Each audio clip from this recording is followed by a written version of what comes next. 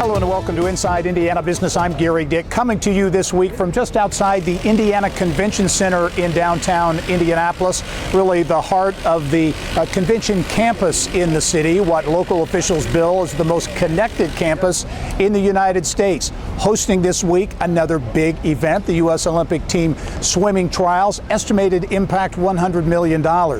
It's a prime example of the economic impact of the tourism industry on Indianapolis and Indiana. Just check out some of these numbers. It's estimated that conventions and events attract more than 30 million visitors to the city annually, with an economic impact of $5.8 billion. But those numbers were pre-pandemic. The pandemic decimated the industry. Conventions and events were canceled, restaurants and hotels shuttered, workers lost their jobs. But new numbers just released paint a picture of an industry on the comeback, and one that is perhaps all the way back and then some. In 2019, pre-COVID, Indy hosted 683 conventions. In 2021, that number plummeted to just 264. But this year, through just the first 6 months of the year, Indy has hosted 402 conventions, and officials say is on track to host more than 700 by the end of the year. Hotel occupancy is up beyond pre-COVID levels as well. In fact, Visit Indy's Chris Gahl tells me 2024 could turn out to be the busiest year in Indy tourism history. Does the pandemic and all those challenges seem like a long time ago? It does. It feels anew. For Visit Indy's Senior Vice President Chris Gahl, this is a tipping point for the city's nearly $6 billion tourism industry. 2 years removed from the dark days and uncertainty of the pandemic, Indy on the cusp of record tourism numbers. All of our metrics are up. Hotel occupancy, the number of conventions, the sheer volume of conventions, the size and magnitude and caliber of conventions and meetings and events. 2024 will be a record-setting year for Indy tourism. In the history of Indy tourism, because of events like swimming, because of events like the NBA All-Star Game, Taylor Swift, all the conventions that are coming into our city, all the leisure visitors coming to our city. So there's a sense of pride that we have recovered. And when we look back on those darker days, there's a sense of pride that we've arrived here today. You'll walk seamlessly across the skywalk and you'll drop in. So if it's inclement weather, you don't have to go outside.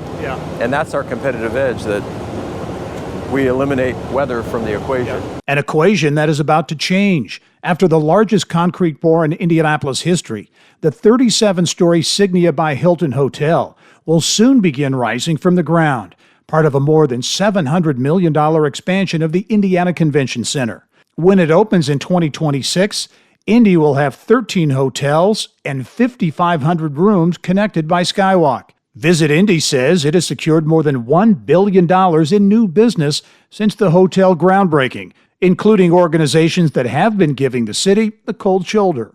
American Legion, an international gathering that had not been here since 2019. A decade later, in 2029, said yes to Indianapolis. They're coming back. We have Future Business Leaders of America, had never met here. Because of this project, they said yes to Indianapolis. We have been able to retain events like DCI and Gen Con, both threatening to leave because they were outgrowing our city, literally. Alcoholics Anonymous, we were 0 for 5. They said no to Indianapolis, but not for this project and this expansion. They said yes. 70,000 visitors, international visitors, will come here for that major convention. That's one of many we've been able to steer towards Indianapolis because of the dust and debris across the street. Gahl says the numbers and construction activity represent a tipping point for the tourism sector, with the potential for many more projects in the pipeline. We have just enough cranes in the air to breed confidence by meeting executives who are saying, what's happening in Indianapolis? We heard about the All-Star Game. We're hearing about swimming on national TV. We know about Taylor Swift. This dust and debris tells us Indianapolis is ascending. We want to come see what others are talking about. And so we're at this tipping point, this reflection and inflection point, where meeting executives are racing into the city. They're seeing events like swimming and they're going, something's happening here, we want to be part of it. So now that the project the foundation is literally laid for Pan Am Plaza with the concrete pour, now we're moving vertically.